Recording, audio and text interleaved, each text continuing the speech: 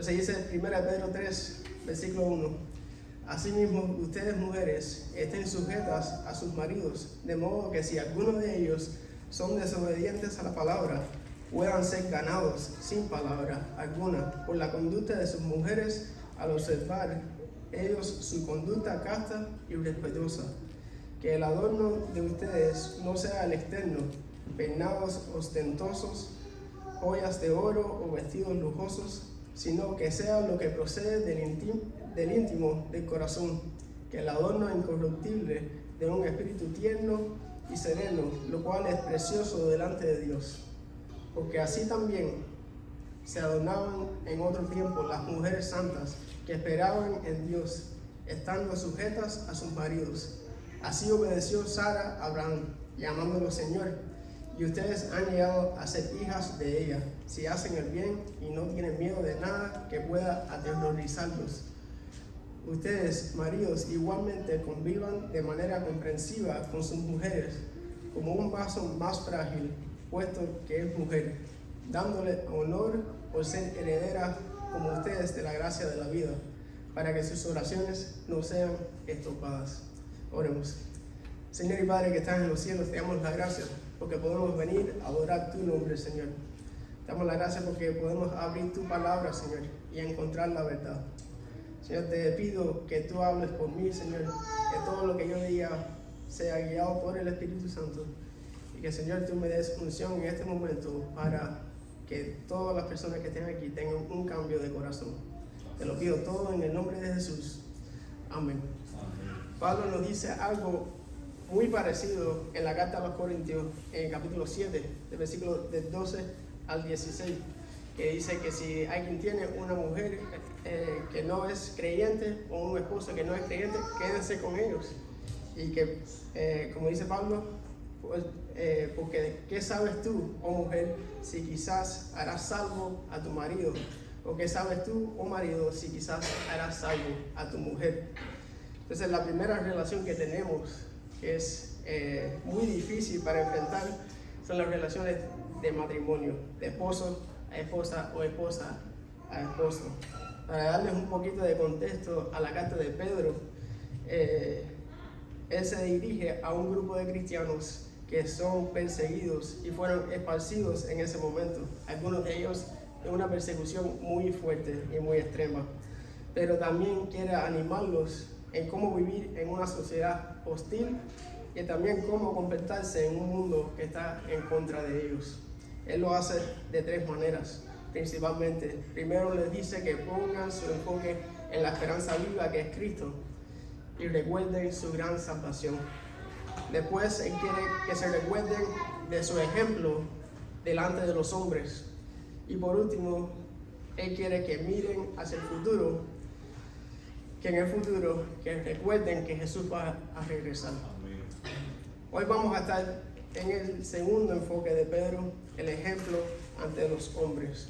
Pedro tiene un propósito en esta porción de la carta, del versículo del 1 al 7, y principalmente es ganar a sus maridos a la fe. Todo cristiano, yo creo que tiene el anhelo en su corazón para que su esposo o esposa o familiar llegue a conocer a Cristo y llegue a tener un encuentro genuino con Jesús para que nazcan de nuevo. Él le dice a las mujeres tres cosas para hacer. Primero, estar sujetas a sus maridos. Y esto realmente no es nada diferente. Es bien difícil hacerlo en este caso porque la mujer cristiana quiere que su esposo tenga un liderazgo cristiano. Y el someterse al liderazgo de él es someterse a veces a cosas que no está de acuerdo. Para que nadie me malinterprete, la autoridad del esposo nunca es sobre la autoridad de Dios. Si tu esposo en algún momento te llega a pecar, siempre debes obedecer a Dios primero. La segunda cosa que les manda Pedro es que tengan una conducta casta y respetuosa. Ser casta significa ser puro o moralmente recto, caminando en santidad. El tercero que nos dice Pedro es que su adorno no sea lo exterior, sino que sea un adorno, que su adorno sea el corazón. pero nos explica que lo realmente hermoso viene del corazón, viene de lo interior. Lo exterior es tener un enfoque que es vano, pero nos revela que el carácter de la mujer es lo que va a expresar una vida realmente rendida a Cristo. El ejemplo que Él nos da es Sara y Abraham, y Sara hasta lo llamó a su esposo Señor. Sara honró y respetó a Abraham, y es lo mismo que ha llamado a toda mujer a hacer con sus maridos. No sé si se han dado cuenta hasta ahora, pero Pedro no ha dicho nada diferente.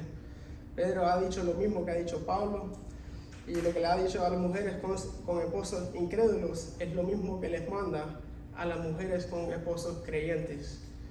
¿Qué es lo que dice Pablo en un matrimonio cristiano? La mujer debe de someterse a su marido, al liderazgo del esposo y respetarlo.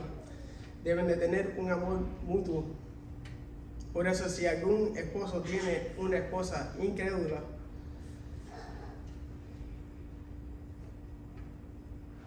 el mandato de Dios no es nada diferente para el que tenga un esposo creyente.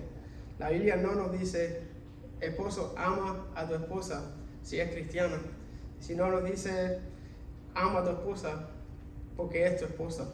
La Biblia nos dice que el esposo debe de amar a su esposa como Cristo amó a la iglesia, un amor sacrificial. Eso va a reflejar a Cristo en tu vida. Y versículo 7 en adelante nos dice que los maridos deben de convivir de manera comprensiva, porque ellas son un vaso más frágil. El vivir de una manera comprensiva es vivir de una manera sabia, tener conocimiento de tu esposa, y tienes que conocer a tu esposa para comprenderla realmente y poder amarla mejor. Su esposa es el vaso más frágil. A ella no se le puede hablar como le hables a tu hermano, no le puedes hablar como le hablas a tus amigos, porque ella es más frágil. Y Pedro termina diciendo que los esposos deben hacer todo esto para que sus oraciones no sean estorbadas. Y eso es algo que todo esposo debe de considerar. Esposo o esposa, si tu pareja no es cristiano o no es cristiana, no te rindes de mostrarle a Cristo. La palabra es bien clara. Si quieres ganar a tu pareja para Cristo, debes de esforzarte en reflejar el carácter de Cristo y de corazón ser el esposo o esposa que Dios nos ha mandado a ser. La segunda relación que tenemos es hijos a padres. ¿Qué pasa si tus padres no son cristianos? Algo muy difícil para lidiar como un creyente joven. ¿Y cómo debe ser tu relación con tus padres? En todo momento siempre debes de tratar de mantener la paz. Efesios 6, del 1 al 3, dice: hijos, obedeced en el Señor a vuestros padres, porque esto es justo. Honra a tu padre y a tu madre, que es el primer mandamiento con promesa, para que te vaya bien y seas de larga vida sobre la tierra. Primero dice que ellos deben de obedecer a sus padres. El significado de obedecer es escuchar atentativamente con la intención de responder positivamente a lo que le han dicho. No es simplemente escuchar a lo que lo han dicho, sino tienes que también responder de acuerdo a lo que te han dicho. Pablo continúa repitiendo el quinto mandamiento, que es honra a tu padre y a tu madre para que se te alarguen los días. Y es el primer mandamiento con promesa. El honrar es valorar mucho a alguien o tener la más alta consideración por esa persona. Dios mira con agrado al hijo que pone esto en práctica. Pues tenemos padres con hijos, y la relación de padre a hijo es muy difícil para todos. Todos hemos fallado en algún punto, o todos vamos a fallar en algún punto. Ahora que soy papá, gracias a Dios, aún no he podido fallar a mi hija. Eso va a cambiar en pocos meses. Efesios 6:4 dice: vosotros padres, no provoquéis a ira a vuestros hijos, sino criadlos en disciplina y amonestación del Señor. Los hijos, especialmente cuando son pequeños, son muy fáciles de provocar a la ira. Como padres, debes de entender a tu hijo. El siempre buscar el error de tu hijo o tu hija lo va a desanimar. Y un hijo desanimado es fatal.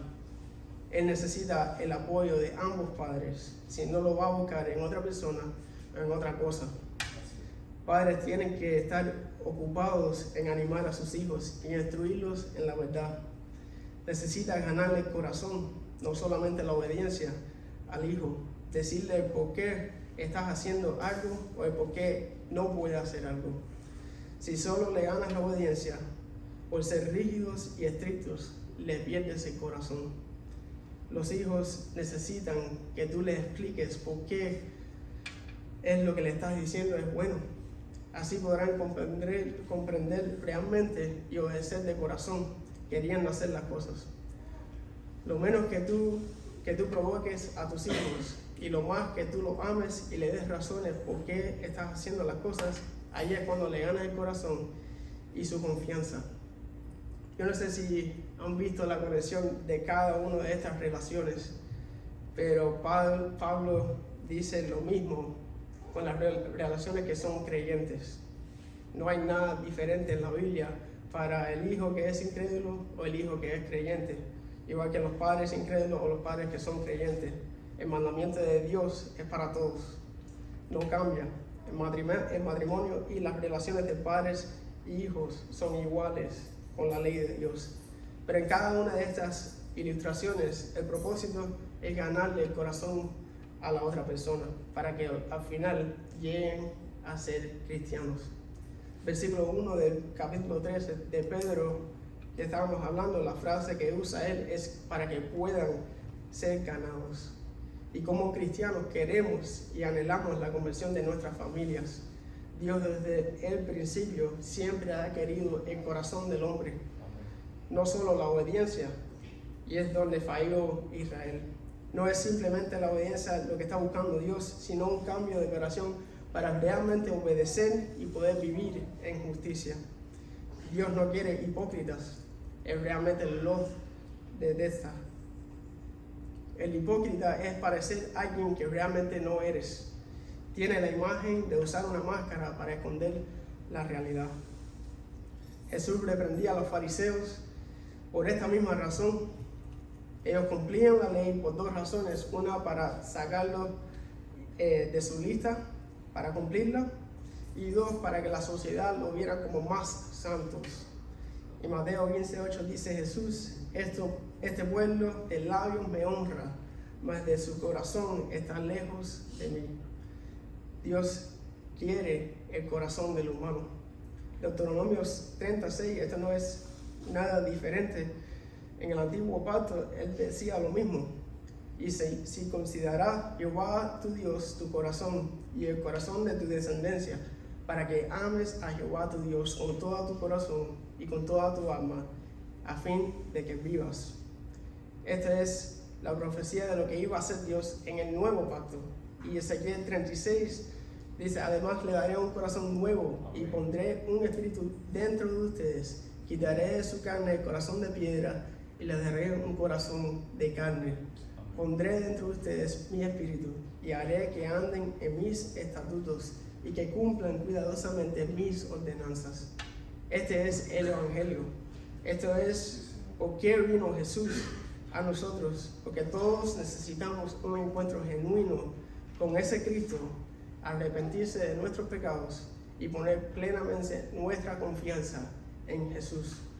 En ese preciso momento tendrás un corazón nuevo, con nuevos deseos, y podrás andar en libertad haciendo la obra de Dios. El Evangelio llegando a nuestra familia, necesitamos procurarlo cada día de nuestras vidas. ¿Cómo podemos aplicar esto a nuestras vidas? ¿Cómo podemos aplicar las bases bíblicas con nuestras relaciones a nuestras vidas?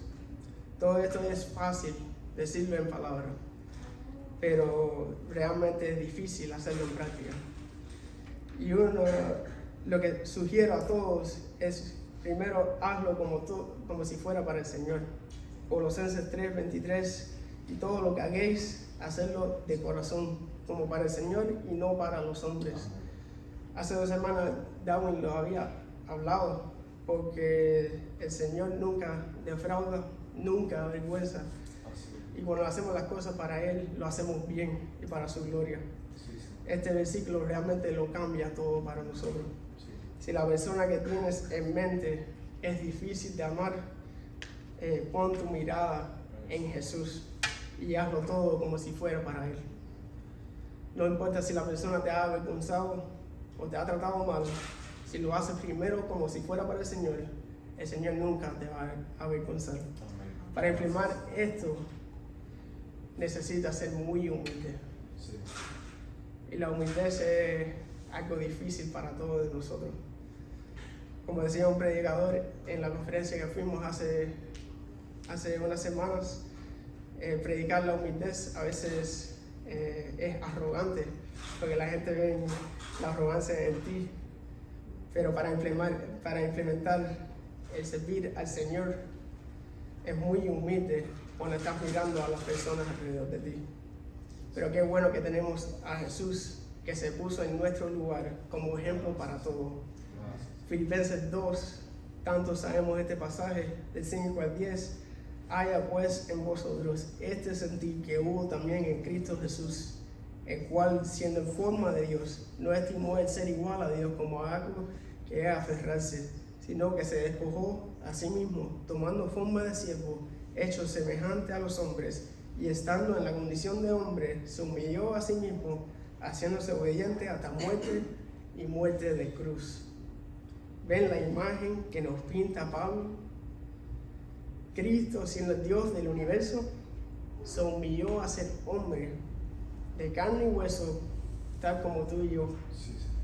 Él desde la eternidad ha recibido toda la gloria, todo el honor, y decidió por amor dejarlo para primero ser hombre y segundo sufrir el peor castigo en el lugar nuestro. Eso realmente es ser humilde. Lo que hizo Jesús es realmente ponerse en lo más bajo de la tierra. Y realmente lo que nos pide Dios no es ser humilde, realmente es hacer lo que debemos hacer. Necesitamos aprender mucho del Maestro. Esta cualidad es esencial, pero es un proceso largo y lento para que crezca en todos nosotros. Los humanos todos son valiosos y todos son dignos de amor y respeto porque son creados a la imagen de Dios. Pero cuando eres humilde, renuncias esos deberes por el bien del otro. Tienes el sentido de poner a otros por encima de ti. Y esto realmente es un reto para todos, pero lo necesitamos hacer. La segunda aplicación que podemos hacer es tener compasión de nuestra familia. Cuando tienes compasión de alguien, siempre tienes preocupación en tu corazón de la persona que te lleva a hacer algo por ellos. No simplemente es la preocupación que es compasión, sino la acción que te lleva a hacerlo. Jesús en su ministerio varias veces dice en los evangelios que Él miró a la multitud o miró a la persona y tuvo compasión de ellos. Los evangelistas después cuentan qué hizo Él al respecto. Jesús se preocupó por ellos y actuó en favor de las personas.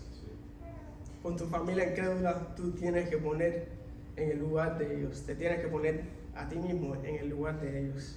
Ellos no tienen esperanza, no tienen propósito en la vida, no tienen sentido para vivir. Ellos realmente están perdidos y muertos en sus pecados. Y tienes que recordar que un día ese eras tú. Que un día fuiste ciegos y ahora puedes ver. Un día estabas perdido, pero el Señor nos halló. Un día estábamos en las tinieblas, pero el Señor nos dio luz. Gracias. Mírale el alma a tu familia.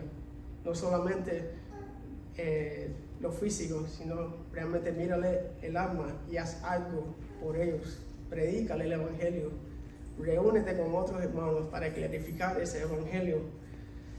Invítalo a la iglesia, lee la Biblia con esa persona, porque el Evangelio es glorioso Y ellos lo necesitan escuchar, porque la fe viene del oír, y el oír la palabra de Dios. Ellos necesitan la palabra para que nazca la vida en ellos. Si no, nunca van a tener un corazón nuevo. La tercera aplicación, necesitamos orar mucho. Santiago 5:16, la oración eficaz del justo puede lograr mucho. La oración y la fe son dos cosas que están muy cercamente relacionadas. De la medida que tú oras por algo, es la medida que tú confías en Dios, que Dios puede hacer algo al respecto. Si tú oras poco, es señal que tú no le crees a Dios, o es señal que confías poco en Dios. Si oras mucho, es señal que tú no solo tienes mucha fe en Dios, sino también dependes totalmente de Él. Nunca pares de orar por tu familiar, nunca pares de orar por la salvación de tu familia, porque no importa si ha sido un día, o meses, o años, ten fe en el Señor, porque todo lo que Él hace es perfecto, y vas a probar que su voluntad siempre es buena, agradable y perfecta. Amén. Estas tres aplicaciones, yo creo, nos pueden ayudar a poder implementar las bases bíblicas para nuestras relaciones con el fin, si es la voluntad de Dios, que nuestra familia sea ganada para Cristo. Amén. Vamos a orar.